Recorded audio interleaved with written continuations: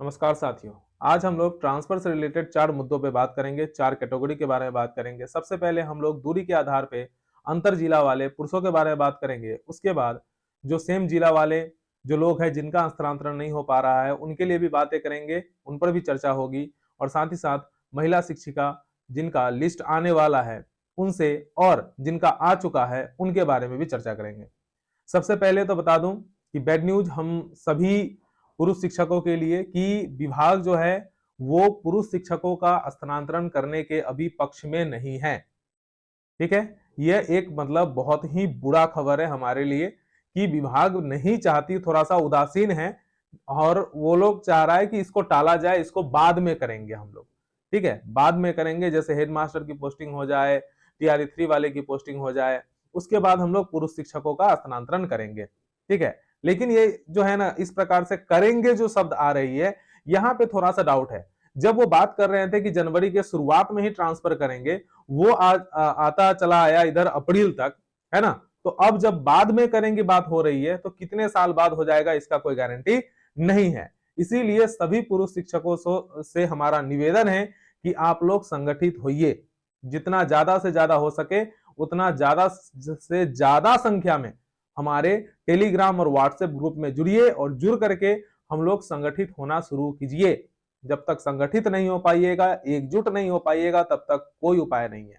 ठीक है, तो यहाँ पे ये सवाल है। लेकिन हम लोग अंदर खाने से मतलब जो भी है हमारा जो टीम है, आप ये सोच रहे होंगे कि हम तो टीचर है, हम दिन भर अपने स्कूल में रहते हैं, तो फिर हमें इतना इंफॉर्मेशन मिलता कहां से है।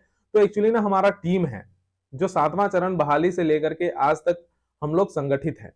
ठीक है, 7वां चरण जिस बहाली के बारे में हम बात कर रहे हैं वो एक्चुअली वो बीपीएससी टीआरई 1 टीआरई 2 जो आया है, वो 7वां चरण आने वाला था, तो उसी की जगह पे बीपीएससी टीआरई 1 कह के आया था।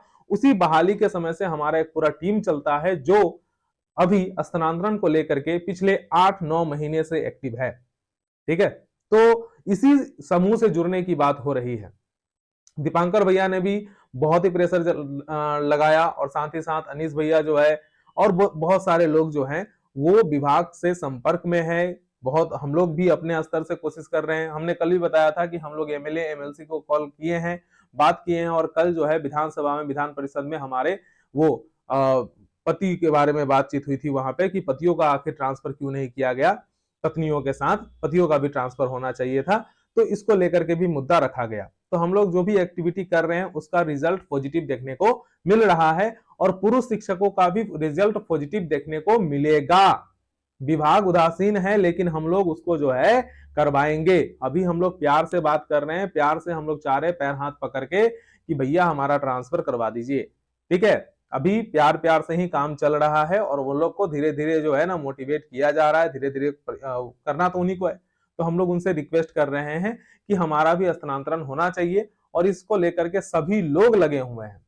ठीक है, तो पुरुषों को स्थानांतरण होगा, ऐसा नहीं है, विभाग भी नहीं कह रही कि नहीं होगा, होगा, लेकिन लेट सेट होगा।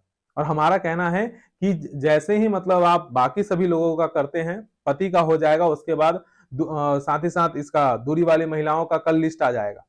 कल 100% है कि कल लिस्ट आ जाएगा। रजनीश भैया ने एक दिन का ज्यादा डेट लिया क्योंकि उनको भी विभाग के ऊपर भरोसा है नहीं। ठीक है, तो लिस्ट कल ही आने वाला है, जो दूरी से रिलेटेड जो महिला शिक्षिका है उनका, और 31 से पहले जो है पति का लिस्ट आ जाएगा। तो बच जाता है सिर्फ अंतर जिला वाले पुरुष शिक्षक, और सेम जिला के जो बाकी सभी कैटेगरी के हैं वो लोग बच जाते हैं। ठीक है, तो जो अंतर जिला वाले हैं पहले उनका स्थानांतरण होगा, उसके बाद सेम जिला वाले जितने लोग हैं उन लोगों का जो भी स्थानांतरण का काम होगा वो सभी जिला में कमेटी बना हुआ है, टीम बना हुआ है, उनको दे दिया जाएगा, उनके जिम्मे सौंप दिया जाएगा, और वे लोग जो है पीपल टीचर्स रेशियो के अकॉर्डिंग जो है सभी टीचर्स का स्थानांतरण करेंगे, ऐसा विभाग का कहना है। ठीक है, लेकिन अभी तत्काल में हम लोग जो पुरुष शिक्षक है उन लोगों का स्थानांतरण करने के पक्ष में सरकार नहीं है या विभाग नहीं है, और उसी को हमको नेगेटिव को पॉजिटिव में करवाना है, और इसके लिए सभी पुरुष शिक्षकों को साथ आने की आवश्यकता है। आप सभी से हमारा विनम्र निवेदन है कि आप लोग हमारे टेलीग्राम और व्हाट्सएप चैनल जो भी ग्रुप है उससे जुड़िए। ज्यादा से ज्यादा संख्या में रहेंगे तो हमारा जो है वो वजन ज्यादा होगा। ठीक है, लोगों को मतलब ऐसे ही है, पहले ही हम लोग शिक्षकों को अलग अलग कैटेगरी में बांटा गया, नियमित शिक्षक, विशेष शिक्षक, बीपीएससी शिक्षक और नियोजित शिक्षकों में। अब स्थानांतरण को लेकर के भी अलग अलग कैटेगरी में बांट दिया गया, जिससे कि हम लोगों को ना तोड़ा जा सके, हम लोग संगठित ना हो सके और हम लोगों को मतलब कुछ सरकार पर प्रेशर ना बना सके, है ना। इसीलिए महिलाओं को, दिव्यांगों को, अंतर जिला वाले सभी लोगों का स्थानांतरण कर दिया गया और पुरुषों को छोड़ दिया गया, ठीक है। और ऐसा ही रवैया शायद सरकार अपनाने की कोशिश में है, लेकिन हम लोगों को एक्टिव होना पड़ेगा, इसीलिए हम सबको साथ आना पड़ेगा, ठीक है। साथ आइए, तभी जाकर के अंतर जिला वाले जितने भी है उन लोगों का स्थानांतरण होगा, और जब तक अंतर जिला वाले का स्थानांतरण नहीं होगा तब तक सेम जिला वाले का स्थानांतरण नहीं होगा। इस बात को भी आप लोग नोट करके रख लीजिए, ठीक है।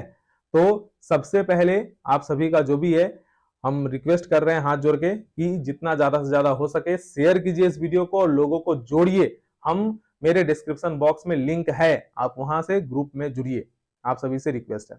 अब उन बहनों का जिनका दूरी के आधार पे है, उन लोगों के लिए कि कल आप लोग का लिस्ट आ जाएगा, एकदम निश्चिंत रहिए।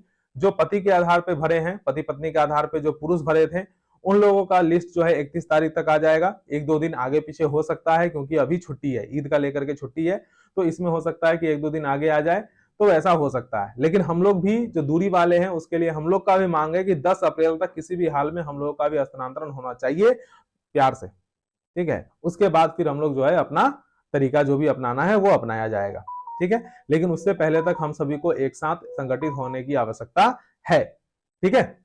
अब आ जाते हैं जिनका लिस्ट आ चुका, जिनका लिस्ट आ चुका है, नाम लिस्ट में नाम आ चुका, उन लोगों को क्या करना है, तो 2 शपथ पत्र आप लोग को अपलोड करना पड़ेगा। विभाग की ओर से जब नोटिस आएगा तब आप लोगों को शपथ पत्र अपलोड करना है, अभी कुछ भी नहीं करना है।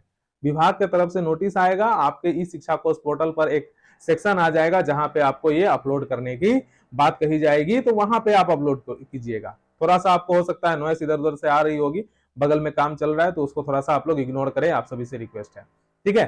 तो वो जो नोटिस आएगा उसके बाद ही आप लोगों को अपलोड करना है, उससे पहले बिना मतलब का सवाल करके परेशान मत होइए और ना कीजिए अगले को, इतना बात जान लीजिए, ठीक है।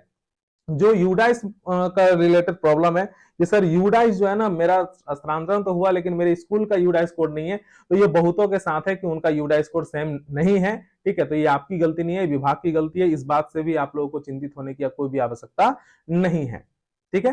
ये एक मुद्दा हो गया। अब आ जाते हैं कि जितने भी फर्जी लोग हैं, जिन लोगों ने किसी कारण से गलत ऑप्शन डाल दिया था, मतलब वो पति पत्नी के आधार पर नहीं थे और फिर भी वो पति पत्नी के आधार पर डाल दिए थे, पति कहीं और पोस्टेड है, पत्नी कहीं और पोस्टेड है, और दोनों ने पति पत्नी के आधार पर किसी तीसरे जगह का विकल्प चुन दिया है, तो वैसे लोग थोड़ा सा सावधान हो जाइए।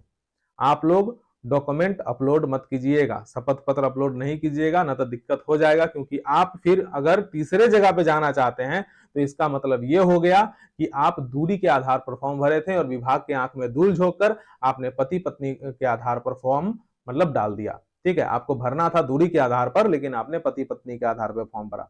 और वो लोग जो फर्जी सर्टिफिकेट बनवा करके भी स्थानांतरण का लाभ लेना चाहते हैं, वो लोग भी थोड़ा सतर्क हो जाइए। पहले ही विभाग की तरफ से आ गया है, आप लोगों को डॉक्यूमेंट वेरिफिकेशन होगा, इस बात का जानकारी आप लोग आज लिख के रख लीजिए, डॉक्यूमेंट वेरिफिकेशन होगा। और फंस जाइएगा उस वक्त तो फिर पता चले कि सारा जो है ना, जहां थे वहां का भी नौकरी गया और वहां का भी गया, निलंबन का तो लटकेगा ही और बहुत तरह की बहुत बातें हो जाएगी। तो थोड़ा सा सतर्क होकर काम कीजिए, ठीक है। रिस्क मत लीजिए, गलत काम नहीं करना है, शिक्षक हैं तो अच्छे से काम को कीजिए, ठीक है। और बाकी पुरुष शिक्षकों के लिए एक बार हाथ जोड़ के फिर से आप सभी से निवेदन है कि कृपया इधर उधर की चक्करों में ना रहें, भ्रांतियां में मत फैलें, आप सभी संगठित होना शुरू कीजिए। पुरुष शिक्षकों का स्थानांतरण होगा, हम लोग करवा के रहेंगे। विभाग उदासीन है तो क्या हुआ, विभाग तो पहले से ही महिला शिक्षकों को लेकर के भी उदासीन था। कोई कोई कहता है कि ट्विटर कैंपेन करने से जो है ना वो स्थानांतरण पर प्रभाव पड़ रहा है, स्थानांतरण नहीं हो रहा है। अरे जनवरी में हम लोग ट्विटर कैंपेन किए थे, नहीं ना किए थे? जनवरी में विभाग बोला था ना कि स्थानांतरण कर देंगे, लेकिन जनवरी में क्यों नहीं किया? तब तो हम लोग ट्विटर कैंपेन नहीं किए थे। फरवरी में हमने ट्विटर कैंपेन नहीं किया था, फिर हमारा जो है इतना मार्च इतना लेट क्यों हुआ? अब आकर के ना हम लोग ट्विटर कैंपेन में हिस्सा ले रहे हैं और प्रेशर डाल रहे हैं, ठीक है। तब तो हम लोग कुछ नहीं किए थे, तब हमारा कैसे हुआ? तो ट्विटर से सरकार पर सकारात्मक प्रेशर क्रिएट किया जाता है, सरकार गुस्सा जाएगा, ट्रांसफर नहीं करेगा, ऐसा नहीं। उसमें तो हम लोग बल दिखाते हैं कि हम लोग ऐसा कर देंगे, हम आपसे रिक्वेस्ट कर रहे हैं। अन्यथा हम लोग क्या है, जब मतलब अब ऐसी नौकरी जहां पे मतलब जान जोखिम में है, तो ऐसा नौकरी क्यों करेगा, है ना। तो वैसे के लिए तो फिर लोग जो है ना कुछ ना कुछ तो कदम उठाएंगे। जान तो नहीं देंगे, नौकरी भी नहीं छोड़ेंगे, लेकिन कुछ ना कुछ तो जरूर करेंगे, है कि नहीं। तो उसके लिए भी हम लोगों को साथ आने की आवश्यकता है। आप सभी से हाथ जोड़कर रिक्वेस्ट है कि ज्यादा से ज्यादा लोगों को जोड़िए, वीडियो को शेयर कीजिए, लोगों को कहिए कि जुड़े। चलिए, आज के लिए इतना ही, धन्यवाद।